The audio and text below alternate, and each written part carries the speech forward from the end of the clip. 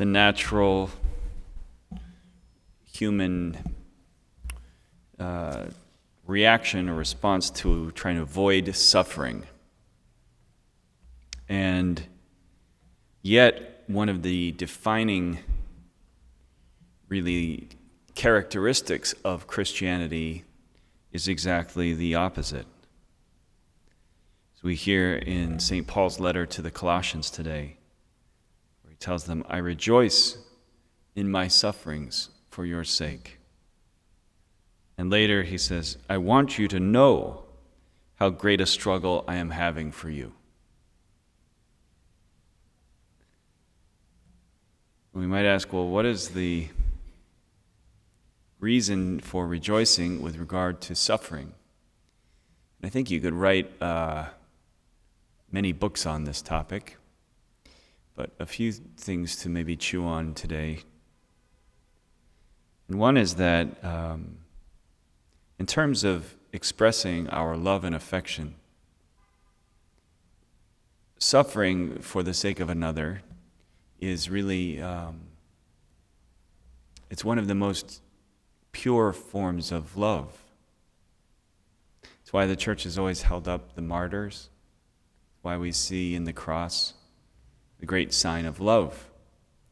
And so when we are presented with suffering, it also becomes then really an opportunity to show our affection, our love for another.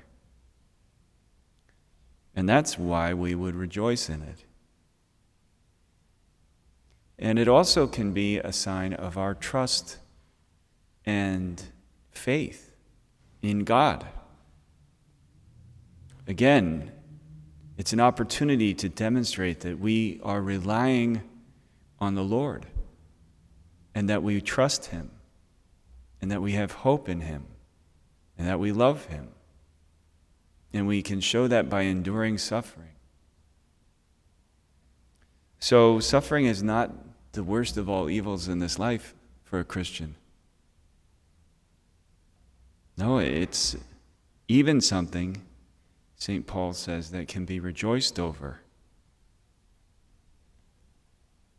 And you think about, maybe it doesn't immediately appear as suffering, but our Lord, what does He show this man with the withered hand? It's not just that He cured him. It's that this man, he must have known that in Jesus bringing him forward, and he knew that he was going to suffer from these Pharisees. He knew that they were out to get him. He knew he was going to pay a price for this healing, and he did it anyway.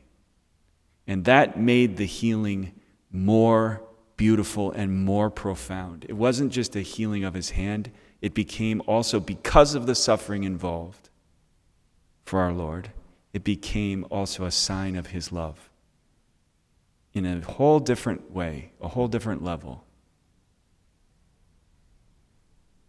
So you and I, we hopefully can ask for that grace to not be afraid of suffering, but to see it as an opportunity to grow in our trust and our hope and to express our love and affection for one another.